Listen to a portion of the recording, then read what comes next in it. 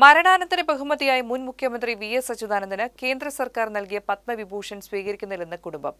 Party തീരുമാനം കുടുംബം അംഗീകരിക്കുകയായിരുന്നു. പുരസ്കാരം വാങ്ങുന്നതിൽ പാർട്ടി എന്ത് നിലപാടെടുക്കുമോ അതായിരിക്കും കുടുംബത്തിനുമെന്ന് മകൻ അരുൺകുമാർ നേരത്തെ വ്യക്തമാക്കിയിരുന്നു. മുൻകാലങ്ങളിൽ ഇത്തരം പുരസ്കാരങ്ങൾ കമ്മ്യൂണിസ്റ്റ് നേതാക്കൾ നിരസിച്ചിരുന്നുവെന്നായിരുന്നു പാർട്ടിയുടെ നിലപാട്. പുരസ്കാരത്തിന് അർഹരായവർ ജീവിച്ചിരുന്നപ്പോഴായിരുന്നു അത്. വി.എസ്. ജീവിച്ചിരിപ്പില്ലാത്ത സാഹചര്യത്തിൽ കുടുംബം തീരുമാനിക്കട്ടെ എന്നാണ് പാർട്ടി കേന്ദ്രങ്ങൾ തീരുമാനമെടുത്തത്. കേന്ദ്ര ആഭ്യന്തര മന്ത്രാലയത്തിൽ നിന്നും പത്മവിഭൂഷൺ ബഹുമതിക്ക് വി.എസ്. അർഹനായെന്ന് ചൂണ്ടിക്കാട്ടിയുള്ള കത്ത് ഇന്നലെയാണ് കുടുംബത്തിന് ലഭിച്ചത്. ഇക്കാര്യം അറിയിച്ച അരുൺകുമാർ ഫേസ്ബുക്കിൽ പോസ്റ്റ് ഇട്ടിരുന്നു. ജനകീയ പോരാട്ടങ്ങളിലൂടെയും അചഞ്ചലമായ രാഷ്ട്രീയ നിലപാടുകളിലൂടെയും കേരളീയ പൊതുസമൂഹത്തിനൊപ്പം സഞ്ചരിച്ച വി.എസിനോട് ജനങ്ങൾ കാണിക്കുന്ന സ്നേഹവും ബഹുമാനവും എന്നും തങ്ങൾക്ക് വലിയ കരുത്താണെന്ന് അരുൺകുമാർ പറഞ്ഞു. ഈ പുരസ്കാരം അദ്ദേഹത്തിന്റെ പൊതുജീവിതത്തോടുള്ള ആദരമായി കാണുന്നു.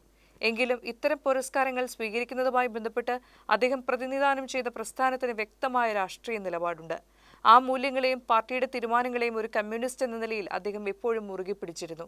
പിതാവിന്റെ ആദർശങ്ങൾക്കും പാർട്ടി നിലപാടുകൾക്കും ഒപ്പമായിരിക്കും കുടുംബം.